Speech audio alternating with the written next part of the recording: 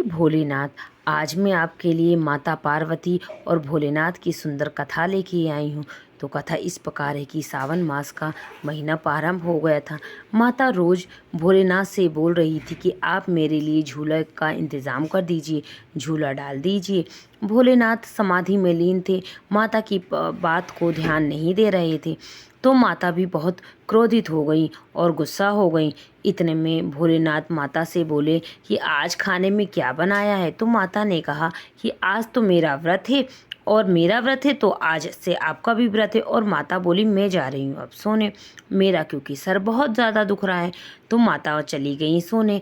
इतने में नंदी भोलेनाथ के पास आए कि माता आपका कितना ध्यान रखती हैं, आपकी कितनी परवाह करती हैं, आपकी छोटी से बड़ी हर चीज़ का इंतज़ाम करती हैं और आप माता को रुष्ट कर देते हैं। भोलेनाथ ने बोला मैंने ऐसा क्या किया। तो नंदी बोले मैं 2-4 दिन से देख रहा हूँ कि माता आपसे बात नहीं कर रही। तो भोलेनाथ बोले हाँ ऐसा तो है, मेरे से 2-4 दिन से पार्वती जी बात नहीं कर रही हैं अच्छे से। तो उन्होंने बोला कि वो जो चाहती हैं वो आप कर दीजिए ना। तो भोलेनाथ बोले मुझे तो याद ही नहीं है कि उन्हें क्या चाहिए।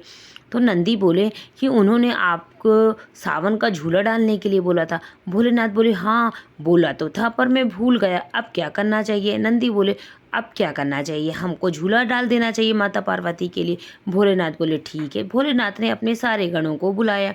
नंदी को बोला जाओ तुम सुंदर अच्छी मजबूत सी लकड़ी लेके आओ।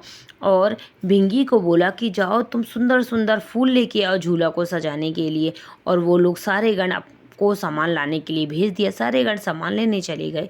तो इधर भोलेनाथ पेड़ों की सुंदर सुंदर लताओं को तोड़कर उनसे एक मजबूत सी रस्सी बना ली। और सारा नंदी और भिंगी और सारे गण सारा सामान ले आए और भगवान ने सुंदर झूला बनाना शुरू कर दिया। इतने में माता पार्वती को आवाज़ आने लगी। तो माता पार्वती बोली कि भाई मुझे सोने नहीं दोगे क्या, अब मैं सोने चली गई हूँ तो भी तुम लोग कितना शोर कर रहे हो, कितना परेशान कर रहे हो। इतने में नंदी बोले भोलेनाथ से कि भगवान जल्दी करिए, माता उठने वाली है, माता के उठने से पहले हमको झूला बना लेना है। भोलेनाथ बोले हाँ ज़रूर, माता के उठने से पहले ही हम झूला बना लेंगे। और इधर जैसे ही माता आने लगी वे यहाँ पर झूला तैयार हो गया। माता ने सोचा कि आज भोलेनाथ और सारे गण उपवन में क्या कर रहे हैं, सारे आज इकट्ठा हैं इसलिए इतना शोर कर रहे हैं।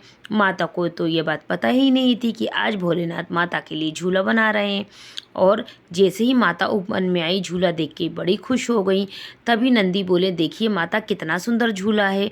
और भोलेनाथ बोले देखो पार्वती तुमको कैसा लगा ये झूला। माता पार्वती बड़ी खुश हुई और बोली कि बहुत ही सुंदर झूला है, बहुत ही अच्छा है। और माता पार्वती झूला झूलने लगी और भोलेनाथ उनको झूला झूलाने लगे। उन्हें बहुत ही आनंद आया। उसके बाद सारे गण अपने अपने काम में लग गए और माता पार्वती और भोलेनाथ भी अपने काम में व्यस्त हो गए।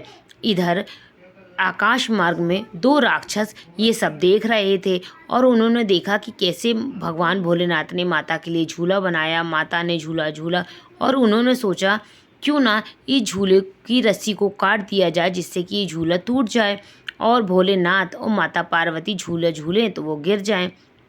क्योंकि राक्षस की प्रवृत्ति ही होती है दूसरे को परेशान करना, वो अपनी प्रवृत्ति से कभी बाज नहीं आते हैं। तो राक्षसों ने सोचा कि आज हम ऐसे ही करेंगे। और दोनों राक्षस उपवन में आए और रात होने का इंतज़ार करने लगे। जैसे ही रात हुई उन्होंने अपनी तलवार से रस्सी को काट दिया कि रस्सी थोड़ा सा काटा जैसे ही झूलते झूलते वो रस्सी अपने आप टूट जाए और भोलेनाथ माता पार्वती गिर जाए और उनको मज़ा आ जाए। तो दोनों वहीं पर छुप गए और ये सब रस्सी काटते हुए भोलेनाथ के 2 सांपों ने देख लिया।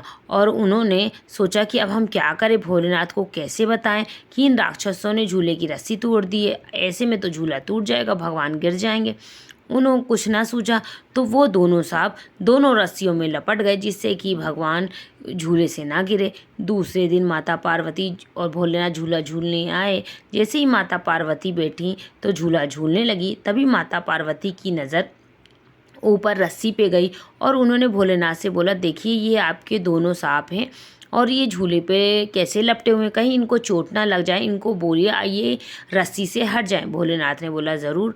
और भोलेनाथ ने उन दोनों से बोला कि चलो तुम दोनों वहाँ से हट जाओ और तुम लोगों को चोट लग जाएगी। पर वो दोनों बात नहीं सुन रहे थे। भोलेनाथ ने बोला मैं तुम पे बिल्कुल भी क्रोधित नहीं हो रहा हूँ, तुम मेरी बात मानो और यहाँ से हट जाओ।